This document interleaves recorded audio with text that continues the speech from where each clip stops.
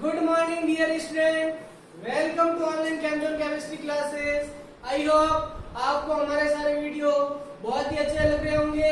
हमारे चैनल को सब्सक्राइब कीजिए और सभी फ्रेंड के साथ शेयर कीजिए। आज अपन पढ़ेंगे बहुलक।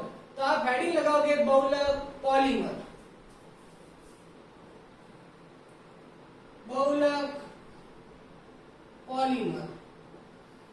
सबसे पहले अपन बात करते हैं बहुलक क्या होता है। तो अपन कह रहे हैं एकलक इकाइयों की बार बार पुनरावृत्ति से एक उच्च अणुभार वाले यौगिक का निर्माण होता है। उस उच्च अणुभार वाले यौगिक को बहुलक कहा जाता। एकलक इकाइयों की बार बार पुनरावृत्ति से उच्च अणुभार वाले यौगिक का निर्माण होता है। उस उच्च अणुभार वाले यौगिक को बहुलक कहा जाता है और बहुलक बनने की प्रक्रिया को बहुलीकरण कहा जाता। जैसे मैं आपको बता दूं पॉलीएथीन, तो पॉलीएथीन बनता है एथीन से। तो यहाँ एथीन हो गई आपकी एकलक गई और पॉलीएथीन आपका हो गया बहुलक हो गया। जैसे वाइनिल क्लोराइड, और वाइनिल क्लोराइड से बनता है पॉलीवाइनिल क्लोराइड। तो आपका पॉलीवाइनिल क्लोराइड हो गया बहुलक और वाइनिल क्लोराइड आपकी हो गई एकलक इकाई। जैसे नाइलॉन 66 की बात करें तो नाइलॉन 66 की दो एकलक इकाई होती है। एक तो हेक्सामेथिलीन डायमीन और एक आपका होता है एडिपिक एसिड। तो मैं कह रहा हूं एक तो एकलक बता रहा हूं और एकलक से क्या बनता है, एकलक की बार बार पुनरावृत्ति से बहुलक बनता। तो आप पहले परिभाषा लिखोगे एकलक इकाइयों की बार बार पुनरावृत्ति से उच्च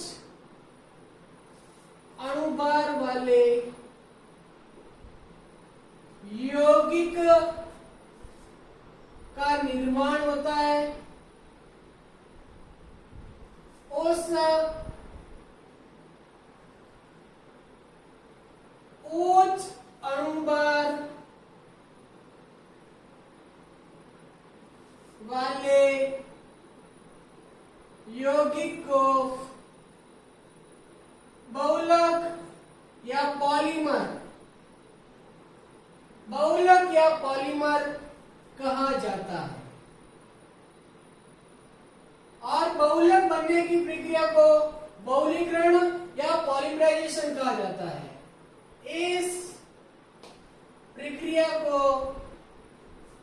बहुलीकरण कहा जाता। पॉलीमराइजेशन बोलते, क्या बोलते हैं, पॉलीमराइजेशन या बहुलीकरण कहा जाता। अब जैसे आपका ये CH2 एग्जाम्पल के तौर में CH2 एथीन, ये एथीन एक तरह से एकलक इकाई है और इस एकलक इकाई की बहुत सारी यूनिट, बहुत सारी इकाइयां, मतलब n इकाइयां, n इकाइयों से आपको मिलेगा इस तरह से आपको एक यौगिक मिलेगा, मतलब पॉलीएथीन मिलेगा। तो यह आपका एकलक हो गया और यह आपका क्या हो गया, बहुलक हो गया। इसी तरह से मैं बात करता हूं CH2 Cl, n इकाइयां है और इन n इकाइयों के बहुलीकरण से आपको मतलब इस बंध को खोलना है, एक इधर लगाना है एक इधर लगाना है। तो इस बंध को खोलोगे और पीछे क्या लगा दोगे, n। यह आपका वाइनिल क्लोराइड और वाइनिल क्लोराइड से बना पॉली वाइनिल क्लोराइड। तो ये आपका एकलक और ये आपका बहुलक। तो ये सिंपल बहुलीकरण हो रहा है और बहुलक बन रहा है। एकलक इकाइयों से बहुलक का निर्माण हो रहा है। तो सिंपल आपको क्या बताना चाहिए, एकलक इकाई की बार बार पुनरावृत्ति से उच्च अणुभार वाले यौगिक का निर्माण होता है उस उच्च अणुभार वाले यौगिक को क्या कहा जाता है? बहुलक या पॉलीमर कहा जाता है। और पॉलीमर बनने की प्रक्रिया को, पॉलीमर या बहुलक बनने की प्रक्रिया को बहुलीकरण या पॉलीमराइजेशन कहा जाता है। यह आपकी एकल क्रिया है और n इकाइयों से आपको बहुलक मिलेगा। एथीन से पॉलीएथीन बना, वाइनिल क्लोराइड से पॉलीवाइनिल क्लोराइड बना।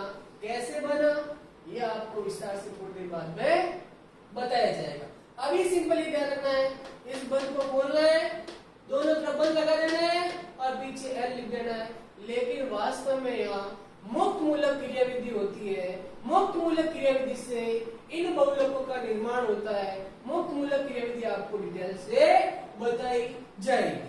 अब जो पॉलीमर होता है ना, वो पॉलीमर आपका ग्रीक वर्ड है।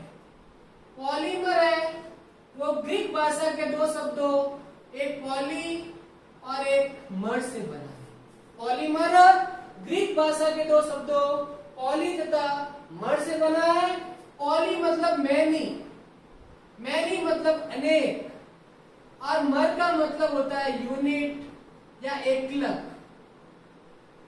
मतलब बहुत सारी एकलक इकाई से उच्च अणुभार वाले यौगिक बन रहा है, उसे बहुलक बोल रहे हैं। तो पॉलीमर ग्रीक वर्ड, ग्रीक भाषा के साथ पॉली और मर से बना है। पॉली मतलब अनेक और मर माने यूनिट, मतलब बहुत सारी यूनिट मिलकर क्या बनाती है? पॉलीमर बनाती। आई बात समझ में? ये नोट कर लीजिए, ये आपको समझ में आ गया होगा। नेक्स्ट, अब मैं आपको बता रहा हूं कि मैंने अभी आपको बता दी एकलक इकाई है और ये आपके बहुलक है। अब मैं आपको बता रहा हूं कि एकलक इकाइयां कौन कौन सी है जिनसे बहुलक बनेंगे, या बहुलक की एकलक इकाई की बात करेंगे। तो कुछ महत्वपूर्ण बहुलक की अपन बात कर रहे हैं और उनकी एकलक इकाई की बात कर रहे हैं, जहां से बोर्ड में सवाल पूछा जाता। तो आप हेडिंग लगाओगे कुछ महत्वपूर्ण बहुलक और उनकी एकलक इकाई की बात करेंगे। तो मैं आपको एक एक बता रहा हूं। इधर मैं आपको बताऊंगा एकलक इकाई, इधर मैं आपको बताऊंगा बहुलक कैसे बन रहा है और बहुलक की संरचना किस प्रकार से होती है। सबसे पहले मैंने बात करी एथीन। एथीन से बात, एथीन का फॉर्मूला होता है CH2 CH2 एथीन। अब एथीन से बनता है पॉलीएथीन। एथीन आपकी एकलक इकाई है, मतलब आपको पॉलीएथीन बनाना है। तो पॉलीएथीन बनाने के लिए एथीन काम आएगी। किस प्रकार से बनेगा? तो ये आपकी एथीन, एथीन की n इकाई है, कितनी इकाई है? और मैंने अभी आपको बताया कि ये जो द्विबंध है इसको ओपन करना है, इसको खोलना है।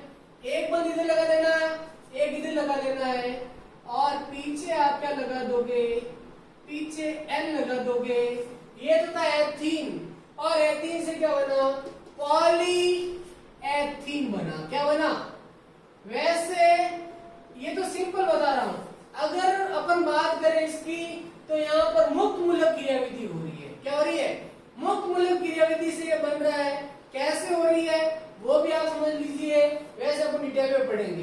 तो मुक्त मूलक क्रियाविधि कैसे हो रही है कि जो आपको ये द्विबंध दिख रहा है, ये आपको द्विबंध दिख रहा है, ये पेरोक्साइड की उपस्थिति में, मतलब पेरोक्साइड ये होता है, पेरोक्साइड की उपस्थिति टूटेगा और यह मुक्त मूलक बनेगा। क्या बनेगा?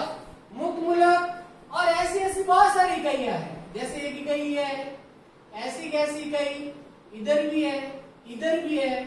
मुक्त मूलक जैसे इधर भी एक इकाई है, जैसे CH2 बहुत सारी इकाई इधर भी है, इधर भी है।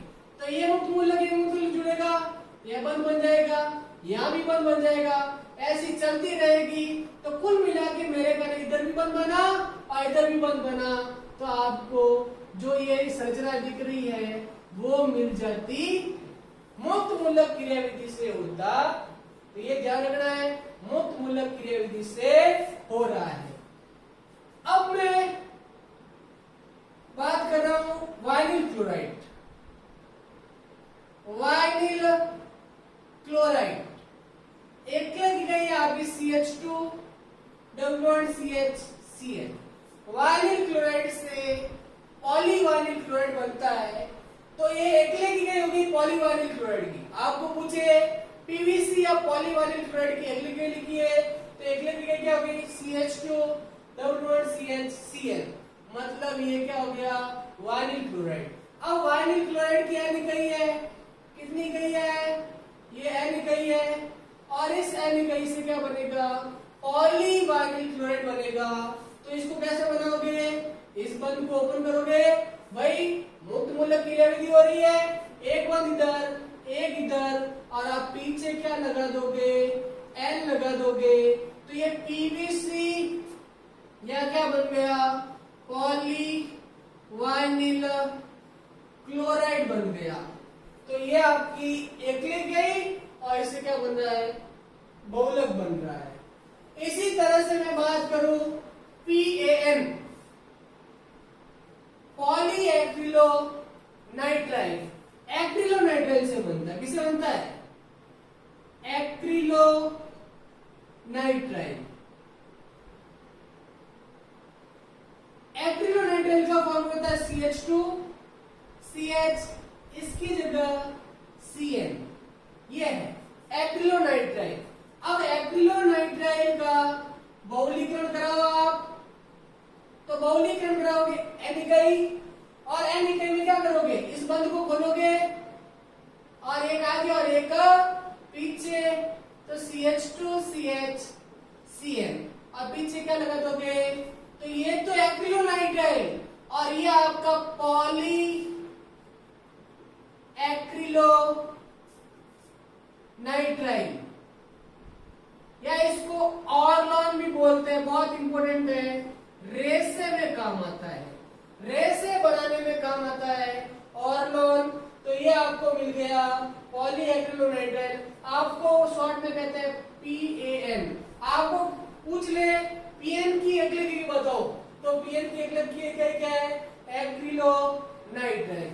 इसी तरह से मैं बात कर रहा हूं, जैसे अपन को नायलॉन 66 बनाना है, क्या बनाना है आपको नायलॉन 66 बनाना है, तो नायलॉन 66 किस तरह से बनाओगे, देखिए मैं नायलॉन 66 आपको बनाना बता रहा हूं, आपको बेकेलेट बनाना बताऊंगा, आपको polyester, Buena S, Buena N, neoprene आदि आपको बनाने बताए जाएंगे। जैसा आपको कहते नायलॉन 66, नायलॉन 66 की एकली के लिखो, तो नायलॉन 66 की एकली क्या होती है hexamethylene, hexamethylene diamine plus ADP अम्ल। हेक्सामेथिलीन डाइएमीन का फॉर्मूला ये होता है,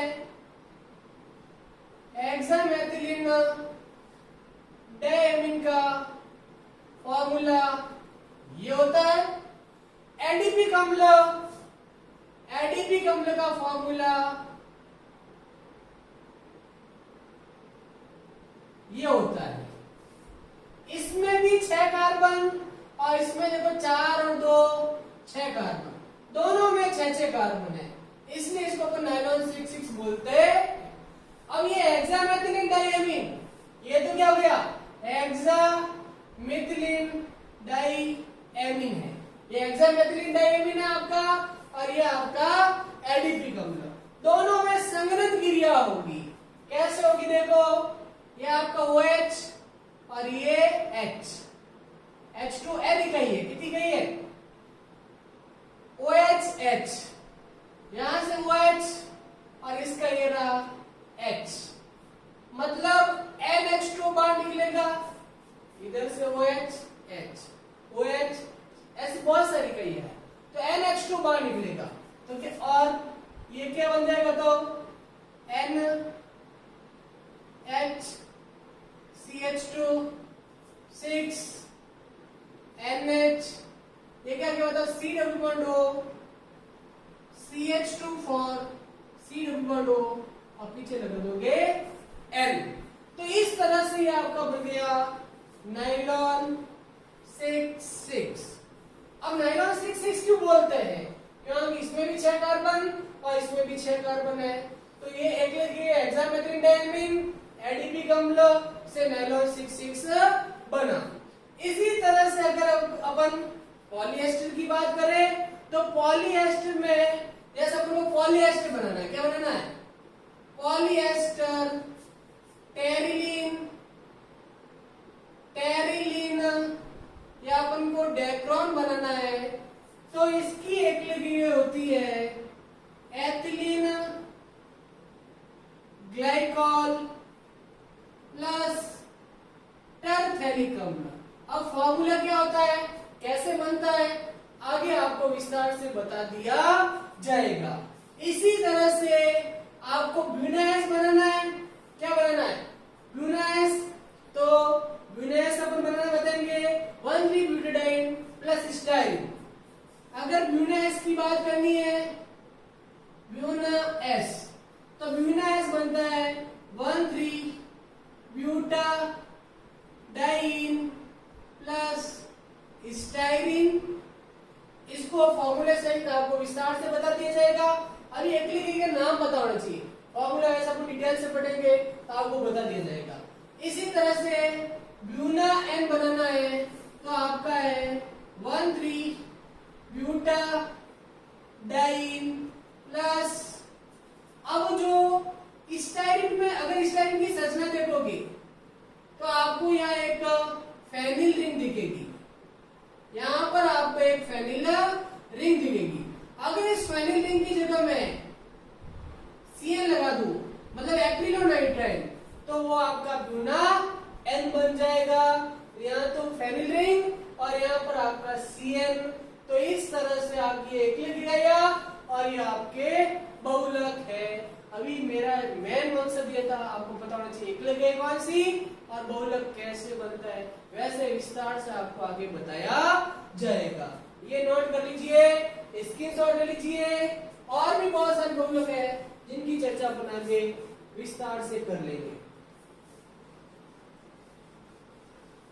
नेक्स्ट आप हेडिंग लगाओगे बहुलकों का वर्गीकरण।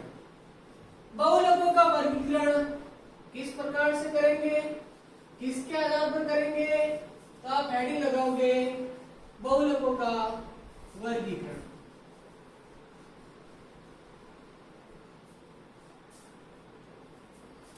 हेडिंग लगाओ बहुलकों का वर्गीकरण। Classification of polymer. बहुलकों के वर्गीकरण की बात करें तो अपन बहुलकों का वर्गीकरण निम्न आधार पर करते हैं। बहुलकों का वर्गीकरण निम्न आधार पर करते हैं। अपन स्रोत के आधार पर सबसे पहले बहुलकों का वर्गीकरण स्रोत के आधार पर किया जाता है। स्रोत के आधार पर मतलब कहां से मिलता है? स्रोत के आधार पर 3 प्रकार से करते हैं। एक होता है प्राकृतिक, एक आपका होता है अर्ध संश्लेषित, एक आपका होता है संश्लेषित। तो अपन कह रहे हैं सबसे पहले स्रोत के आधार पर 3 प्रकार के होता है, प्राकृतिक, और संश्लेषित, संश्लेषित। सबसे पहले प्राकृतिक या नेचुरल पॉलीमर की बात करूं तो वे बहुलक जो हमें पेड़ पौधों या जंतुओं से प्राप्त होते हैं, जो हमें पेड़ पौधों या जंतुओं से प्राप्त होते हैं। कहां से प्राप्त होते हैं? पेड़ पौधों या जंतुओं से प्राप्त होते हैं, उन्हें प्राकृतिक बहुलक कहा जाता। उन्हें क्या कहा जाता है? उन्हें प्राकृतिक बहुलक कहा जाता है, जैसे सेलुलोज, ऊन आदि। आई बात में जो हमें पेड़ पौधों से प्राप्त हो रहा है, उन्हें अपन या जंतुओं से प्राप्त हो रहा है, उन्हें प्राकृतिक बहुलक। और संश्लेषित बहुलक, वे बहुलक जो हमें प्रकृति से प्राप्त होते हैं लेकिन उनका रासायनिक रूपांतरण किया जाता है और उनका केमिकल मॉडिफिकेशन किया जाता है, उन्हें अर्ध संश्लेषित बहुलक कहा जाता है। वे बहुलक जो हमें प्रकृति से प्राप्त होते हैं, कहां से प्राप्त होता है? प्रकृति से प्राप्त होंगे, और उनका रासायनिक रूपांतरण किया जाता है। क्या किया जाता है? उनका रासायनिक रूपांतरण किया जाता है। उन्हें अपन क्या बोलते हैं? अर्ध संश्लेषित बहुलक बोलते हैं। जैसे आपका सेलुलोज,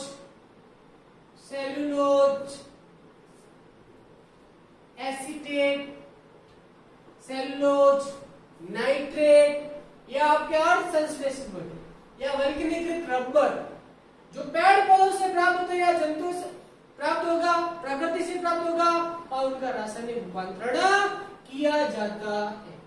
संश्लेषित की बात करता हूं, वे बहुलक जिन्हें प्रयोगशाला में बनाया जाता है। जिन्हें क्या बनाया जाता है? वे बहुलक जिन्हें प्रयोगशाला में बनाया जाता है। प्रयोगशाला में मनुष्य के द्वारा बनाया जाता है। किसके द्वारा? मनुष्य या मानव निर्मित होते हैं, इसलिए इन्हें मानव निर्मित बहुलक भी बोलते हैं। अपन क्या कह रहे हैं? ये प्रयोगशाला में, लैब में बनाया जाता है, मनुष्य के द्वारा बनाया जाता है, और इन्हें मानव निर्मित बहुलक भी कहा जाता। जैसे मैंने अभी आपको बताया था PVC, polyethene, nylon 66, nylon 6, bakelite, terylene, मतलब पॉलिएस्टर, मतलब पॉलीएमाइड है या पॉलिएस्टर है, ये सारे इसके अंदर आते हैं। तो सबसे पहले बताइए स्रोत के आधार पर कितने प्रकार के होते हैं? तो स्रोत के आधार पर 3 प्रकार के होते हैं। एक होता है प्राकृतिक, एक होता है अर्ध संश्लेषित, जो आपको पेड़ पौधों प्रकृति से प्राप्त होता है, उन्हें प्राकृतिक। अर्ध संश्लेषित जो प्रकृति से प्राप्त होता है, रासायनिक रूपांतरण किया जाता है, उन्हें अपन क्या बोलेंगे? अर्ध संश्लेषित, सेलुलोज एसीटेट, सेलुलोज नाइट्रेट। संश्लेषित जो प्रयोगशाला में बनाया जाता है, मनुष्य के द्वारा बनाया जाता है, उन्हें अपन क्या बोलते हैं? संश्लेषित बहुलक। उन्हें संश्लेषित बहुलक कहेंगे, मानव निर्मित बहुलक कहेंगे। PVC, nylon 66, nylon 6, bakelite, terylene, बहुत सारे। इसके बाद में सेकंड आपका संरचना के आधार पर। संरचना के आधार पर अगर मैं संरचना के आधार पर बात करूं, तो आपके संरचना के आधार पर 3 प्रकार के होता है। एक आपका होता है रेखीय, एक आपका होता है साखित, एक आपका होता है त्रियक, लीनियर, ब्रांच और क्रॉस लिंक पॉलीमर, ये होते हैं। सबसे पहले अपन रेखीय बहुलक की बात करते हैं। अगर रेखीय बहुलक की बात करें तो इस प्रकार के बहुलक में सीधी श्रृंखलाएं होती है। इस प्रकार के बहुलक में क्या होती है? इस प्रकार के बहुलक में सीधी श्रृंखलाएं होती है, और ये सीधी श्रृंखलाएं एक दूसरे से दुर्बल वान डेर वाल्स बल द्वारा जुड़ी रहती है। इस प्रकार के बहुलक में क्या होती है? सीधी श्रृंखलाएं, और एक दूसरे से दुर्बल वान डेर वाल्स बल द्वारा जुड़ी रहती है, और ये परतों के रूप में रहती है। किसके रूप में रहती है? ये परतों के रूप में रहती है। एक परत के ऊपर दूसरी परत होती है, एक परत के ऊपर दूसरी परत होती है, और इनका गलनांक, क्वथनांक और तनन सामर्थ्य उच्च होता है। मैं क्या कह रहा हूं? सीधी श्रृंखलाओं के रूप में रहता है। इनमें एक तो सीधी श्रृंखलाओं के रूप में ये दुर्बल वान डेर वाल्स बल पाया जाता है। दुर्बल वान डेर वाल्स बल परतों के रूप में है, एक परत के ऊपर दूसरी परत रहती है। इनका गलनांक,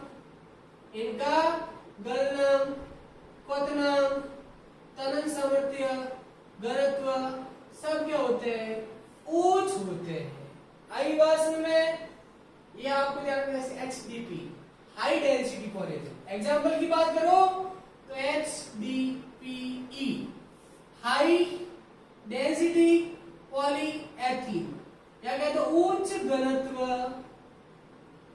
पॉलीएथीन, जिसको अपन विस्तार से आगे पढ़ेंगे, पॉलीएथिलीन पढ़ेंगे तब, हाई डेंसिटी पॉलीएथिलीन। साकित बहुलक की बात करो तो साकित बहुलक में सीधी श्रृंखला तो होती है, सीधी श्रृंखला तो होती है, लेकिन इसके अलावा छोटी छोटी श्रृंखलाएं भी होती है। एक तो सीधी श्रृंखला है, सीधी श्रृंखलाओं के अलावा छोटी छोटी श्रृंखलाएं भी होती है और इनका घनत्व, तरंग सामर्थ्य, गलनांक क्वथनांक इसकी तुलना में कम होता है। मैं कह रहा हूं एक तो सीधी श्रृंखलाएं होती, क्या होती है? सीधी श्रृंखलाओं के अलावा छोटी छोटी श्रृंखलाएं होती है, छोटी छोटी श्रृंखलाएं होती है, इनका गलनांक, घनत्व सब क्या होते हैं? इससे कम होते, मतलब रेखीय से कम होते। उदाहरण की बात करते हैं, LDPE, लो डेंसिटी पॉलीएथीन, या था उच्च, हाई, या लो मतलब कम, तो नाम हो जाएगा कम घनत्व पॉलीएथीन। हाई भाषण में तो ये हो गया रेखीय, ये आपका हो गया कौन सा होते हैं? साकित। अब त्रियक की बात करते हैं। अगर मैं त्रियक की बात करूं तो त्रियक में जो ये श्रृंखलाएं हैं इनके मध्य में त्रियक या क्रॉस बंध पाए जाते हैं। क्या पाए जाते हैं? त्रियक बहुलक की बात की जाए तो इनमें जो द्विक्रियात्मक समूह और त्रिक्रियात्मक समूह युक्त एकलक इकाइयों के मध्य त्रियक बंध या क्रॉस बंध बन जाने के कारण आपको त्रियक बहुलक मिलता है। एक त्रिविम संरचना, एक त्रिविम जालक संरचना बनती है। मतलब द्विक्रियात्मक समूह मतलब दो क्रियात्मक समूह, द्विक्रियात्मक समूह और त्रिक्रियात्मक समूह युक्त एकलक इकाइयों में त्रियक बंध या क्रॉस बंध आ जाने के कारण एक त्रिविम जालक संरचना बनती है और उस त्रिविम जालक संरचना वाले को ही क्या कहा जाता है? त्रियक बहुलक कहा जाता है। जैसे बेकेलाइट, इन्हें पुनः उपयोग में लिया जा सकता है, इनका गलनांक बहुत ही ज्यादा होता है, आईवास में ये अगलनीय होते, ये ध्यान रखना है। जैसे एग्जांपल है बेकेलाइट, तो ये आपको समझ में आ गया होगा। इसके बाद में तीसरा अपन बात कर रहे हैं, एकलक इकाइयों के आधार पर। तो देखो एकलक इकाई क्या होती है, तो मैं एकलक इकाई के आधार पर बात करूं तो एकलक इकाइयों के आधार पर, अगर एकलक इकाइयों के आधार पर बात की जाए दो प्रकार के होते हैं। एक होता है समबहुलक, एक होता है सहबहुलक। एक आपका होता है, एक आपका समबहुलक और एक आपका सहबहुलक। सबसे पहले अपन बात करते हैं समबहुलक। अब समबहुलक की बात करूं तो वे बहुलक जो केवल एक ही प्रकार की, समबहुलक की बात करो तो वे बहुलक जो केवल एक ही प्रकार की एकलक इकाई से बनते हैं उन्हें समबहुलक कहा जाता है। जो एक ही प्रकार की एकलक इकाई से बनते हैं उन्हें क्या बोलते हैं? समबहुलक। जैसे मैंने आपको बताया पॉलीएथीन, जैसे क्या बताया? पॉलीएथीन, वे एथीन से बनता है। जैसे मैंने बताया पीवीसी, तो पीवीसी किससे बनता है? वाइनिल क्लोराइड से बनता है। जो एक ही प्रकार की एकलक इकाई से बनते हैं उन्हें अपन सबबहुलक कहते हैं। और जैसे वे बहुलक जो एक से अधिक प्रकार की एकलक इकाई से बनते हैं, वे बहुलक जो एक से अधिक प्रकार की एकलक इकाई से बनते हैं उन्हें सबबहुलक कहा जाता है। जैसे मैंने आपको बताया नायलॉन 66 जो एक एकलक इकाई से बन रहा है। जैसे मैंने आपको बताया पॉलीएथीन, पीवीसी, वो समबहुलक। और जो एक से अधिक प्रकार की एकलक इकाई से बन रहा है, मतलब जैसे नायलॉन 66, मैंने आपको बताया था नायलॉन 66 है ना, दो तरह से बनता है। एक तो हेक्सामेथिलीन डायमीन और एक एडीपी अम्ल। उसे अपन क्या बोलेंगे? सबबहुलक बोलेंगे। जो एक ही प्रकार से बनेगा समबहुलक, और जो एक से अधिक प्रकार से होता है उसे सबहुलक कहा जाता है। ये नोट कर लीजिए, ये आपको समझ में आ गया होगा। चलो, ये 3 प्रकार हो गए। एक तो स्रोत के आधार पर हो गया, एक आपका संरचना के आधार पर हो गया, एक आपका हो गया एकलक इकाइयों के आधार पर हो गया। चौथा प्रकार मैं आपको बता रहा हूं संश्लेषण के आधार पर। संश्लेषण के आधार पर तो आप हेडिंग लगाओगे संश्लेषण के आधार पर किस तरह से होता है।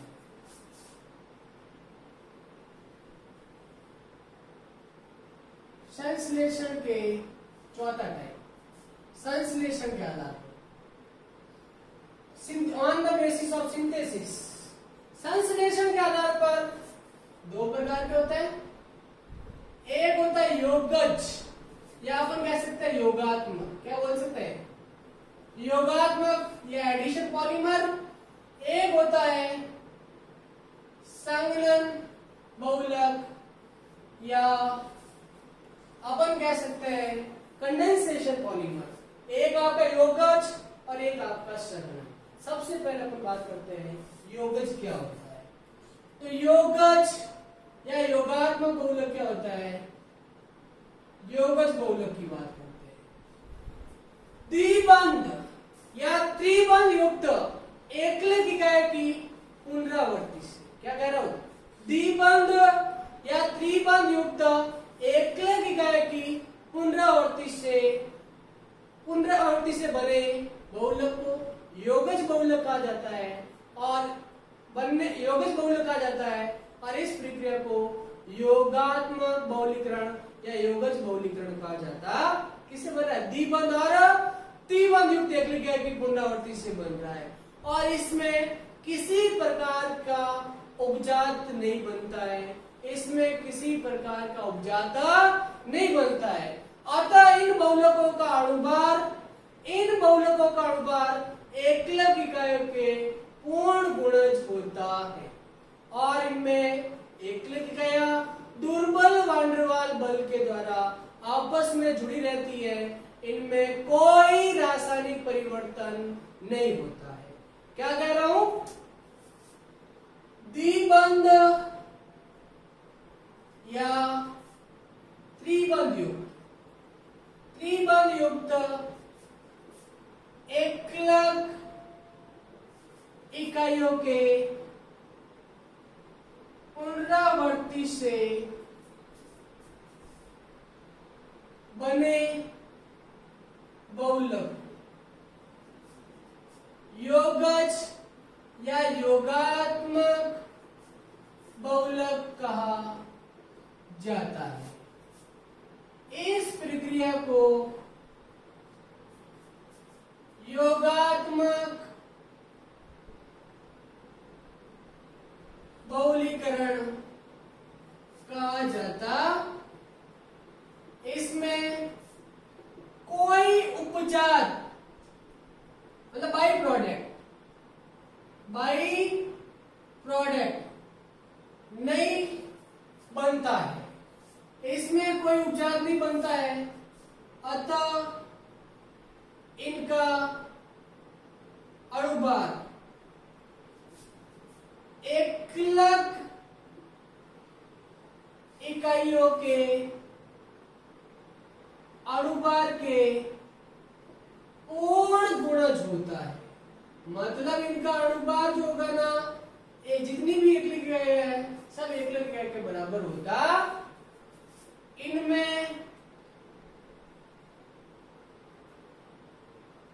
इनमें कोई रासायनिक परिवर्तन नहीं होता है।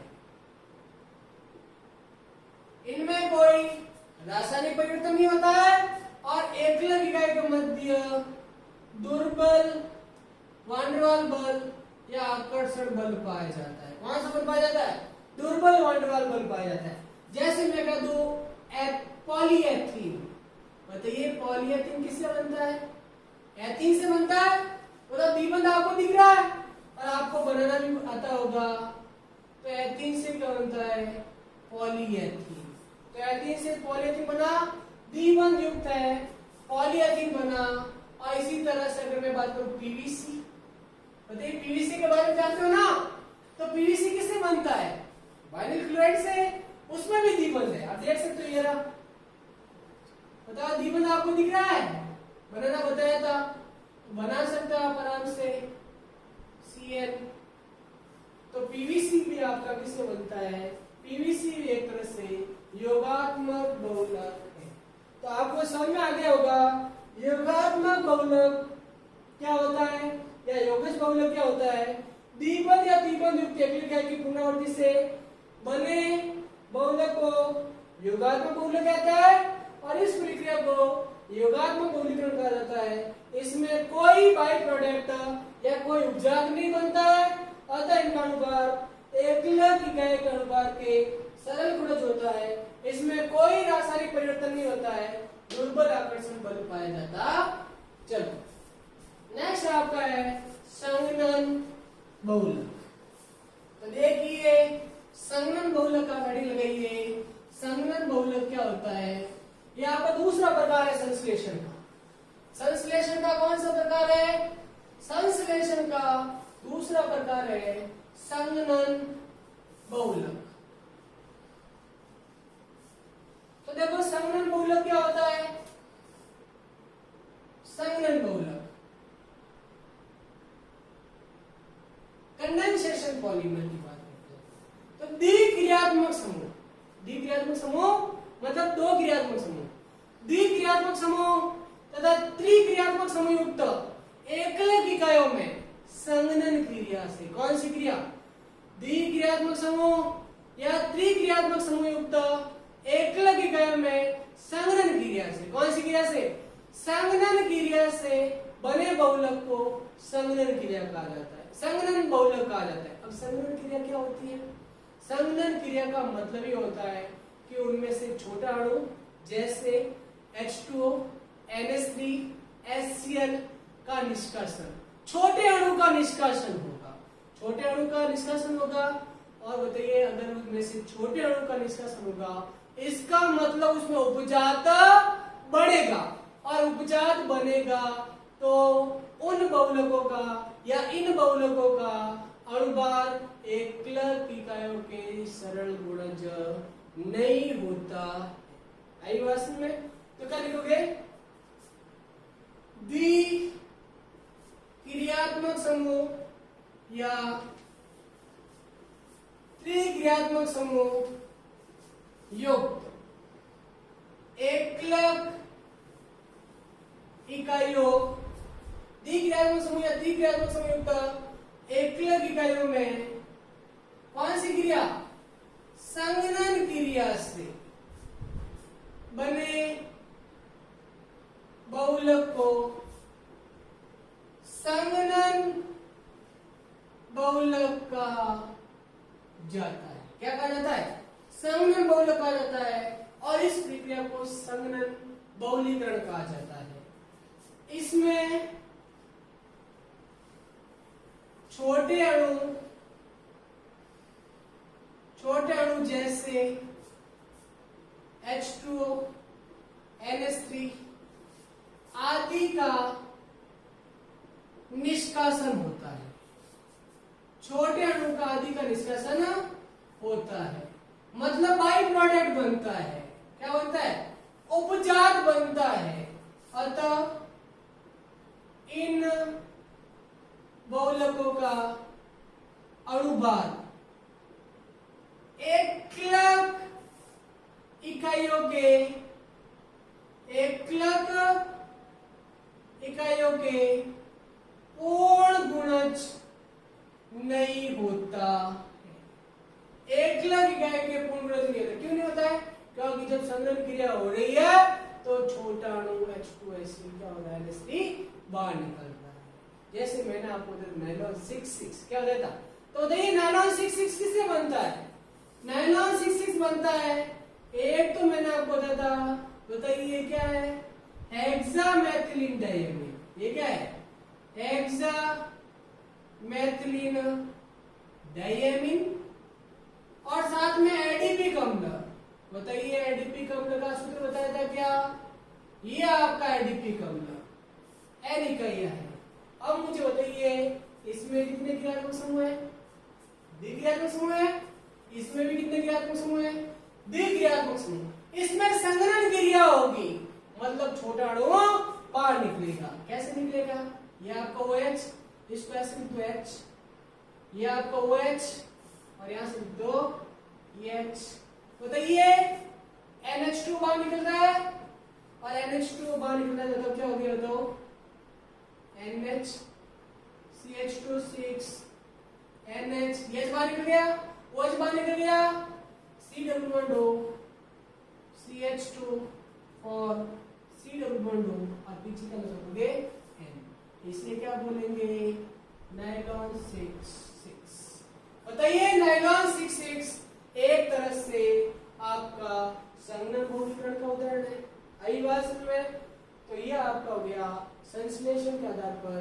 पहले योगात्मक बहुलक बताया, फिर मैंने आपको संघनन बहुलक बताए। चलिए इसकी शॉर्ट लीजिए। नेक्स्ट मैं आपको बता रहा हूं आणविक बलों के आधार पर। इसके आधार पर अपन बात कर रहे हैं आणविक बलों के आधार पर। तो पांचवा टाइप है आपका आणविक बलों के आधार। हेडिंग लगाएंगे आणविक बलों के आधार। अगर आणविक बलों के आधार पर बात करें तो दो प्रकार के होते हैं। एक होता है प्रत्यास्थक और एक आपका होता है रेशे या फाइबर। अगर प्रत्यास्थक की बात करो तो नाम से ही पता चल रहा है इन बहुलकों में प्रत्यास्थता का गुण पाया जाता है। कौन सा गुण पाया जाता है? इन बहुलकों में प्रत्यास्थता का गुण पाया जाता है। प्रत्यास्थता का गुण मतलब क्या हो गया? आप बल लगाओगे तो अपनी मूल आकृति से परिवर्तित हो जाएगा और जैसे ही बल को हटाओगे तो पुनः अपनी मूल अवस्था में आ जाता है, मतलब इन्हें प्रत्यास्थता का गुण पाया जाता है और ये प्रत्यास्थक बहुलक कहा जाता है। तो प्रत्यास्थक बहुलक क्या होगा? इनमें प्रत्यास्थता का गुण पाया जाता है। बल लगाने पर अपनी मूल आकृति से परिवर्तित हो जाएगा और बल हटाने पर पुनः अपनी मूल अवस्था में लौट आता है। और इनमें एकलक इकाई के मध्य दुर्बल आकर्षण बल या दुर्बल वांडरवाल बल पाया जाता। कौन सा बल पाया जाता है? दुर्बल वांडरवाल बल पाया जाता। रेशे नाम से पता चल रहा है वस्त्र उद्योग में काम आता है। किसमें काम आता है? और इनमें प्रबल आणविक बल पाए जाते। रेशे धागा कहा जाता है, वस्त्र उद्योग में काम आता है। गलनांक कर्तनांक में तरंग सामर्थ्य उच्च होती है, प्रबल आकर्षण बल पाया जाता। लास्ट है आपका ताप के प्रति व्यवहार के आधार पर। इंपोर्टेंट है, परीक्षा में पूछा जाता है। ताप के प्रति व्यवहार के आधार पर एक होता है ताप सुनम्य, इसको बोलते हैं थर्मोप्लास्टिक। ताप दृढ़, इसको बोलते हैं थर्मोसेटिंग। तो अपन क्या कर रहे हैं? ताप के प्रति व्यवहार के आधार पर दो प्रकार का होता है, एक ताप सुनम्य मतलब थर्मोप्लास्टिक और एक होता है ताप दृढ़ या थर्मोसेटिंग। सबसे पहले मैं बात करता हूं ताप सुनम्य बहुलक। वे बहुलक जिन्हें गर्म करने पर पिघल जाते हैं। वे बहुलक जिन्हें गर्म करने पर क्या हो जाता है? पिघल जाते हैं, मृदु हो जाते हैं और ठंडे होने पर वापस कठोर हो जाते हैं। आप गर्म करोगे तो पिघल जाएंगे और जैसे ही ठंडा होगा तो कठोर हो जाता है। कठोर हो जाता, इन्हें किसी भी आकृति में में डाला जा सकता है। आपने देखा होगा प्लास्टिक की बोतल, बाल्टी जो होती है उनको वापस दूसरे आकार में डाला जा सकता है। इन्हें पुनः किसी भी आकृति में डाला जा सकता है, पुनः उपयोग में लिया जा सकता, इन्हें पुनः उपयोग में लिया जा सकता है। उन्हें बोलते हैं ताप सुनामी। मतलब गर्म करोगे तो पिघल जाएंगे और ठंडा करोगे तो कठोर हो जाता है। किसी भी आकृति में डाला जा सकता है और पुनः उपयोग में लिया जा सकता है। जैसे पॉलीएथीन, आपने कभी पॉलीथीन की थैली को गर्म किया होगा, तो आप गर्म करते हो तो क्या होता है, टिपके पड़ते हैं, मतलब मर्दू हो जाती है, पिघल जाती है और उन्हें किसी भी आकृति में डाला जा सकता। ताप दृढ़ बहुलक की बात करें तो ताप दृढ़ बहुलक को आप गर्म करोगे तो गर्म करने पर उनमें त्रियक बंध आ जाएंगे। ताप दृढ़ या थर्मोस्टेटिक बहुलक को गर्म करने पर उनमें त्रियक बंध के आ जाने के कारण वे और अधिक कठोर हो जाते हैं। जैसे ही आप गर्म करोगे तो गर्म करने पर उनमें त्रियक बंध आ जाएंगे और जैसे ही त्रियक बंध आएंगे तो वो और अधिक कठोर हो जाते हैं। वो क्या जाते हैं, वो और अधिक कठोर हो जाते हैं। इन्हें पुनः उपयोग में नहीं लिया जा सकता है और उन्हें दूसरी आकृति में नहीं डाला जा सकता है। आपने एक बार काम में ले लिया तो वापस कभी भी काम में नहीं आएगा। ये अगलनीय होते हैं, दृढ़ होते हैं और अविलेशील होते हैं। अगलनीय होते हैं, दृढ़ होते हैं और अविलेशील होते हैं। विलायकों में आसानी से नहीं घूमते हैं। पहले मैं क्या कह रहा हूँ, गर्म करोगे तो क्रॉस बंध आएगा और क्रॉस बंध आने के कारण ये और अधिक कठोर हो जाते हैं। त्रियक बंध आएगा और अधिक कठोर हो जाएंगे। पुनः आकृति में नहीं डाला जा सकता है, पुनः उपयोग में नहीं लिया जा सकता है। अगलनीय, दृढ़ होते हैं। जैसे एग्जाम्पल है बैकिंग, जैसे एग्जाम्पल क्या है, स्विच। जो आपके घर में स्विच होते हैं लाइट के, वो बेकेलाइट से बने होते हैं, उनको वापस काम में नहीं लिया जा सकता। अगर आपको पूछे ताप दृढ़ और ताप सुनामी में अंतर बताओ, तो आप आराम से बता सकते हो कि पहला तंत्र क्या, गर्म करने पर पिघल जाते हैं, गर्म करने पर और अधिक दृढ़ हो जाते हैं। इन्हें पुनः उपयोग में लिया जा सकता है, इन्हें पुनः उपयोग में नहीं लिया जा सकता है। ये मृदु हो रहा है, बाद में कठोर हो रहा है और ये और अधिक कठोर हो जाता है त्रियक बंध होने के कारण। यहाँ तक आपको समझ में आ गया। ये आपका हो गया बहुलकों का वर्गीकरण। तो जो भी मैंने आपको पढ़ाया है वह आप इसको अपने नोट्स बनाइए, नोट्स प्रिपेयर कीजिए। कल अपन पढ़ेंगे बहुलीकरण की क्रिया।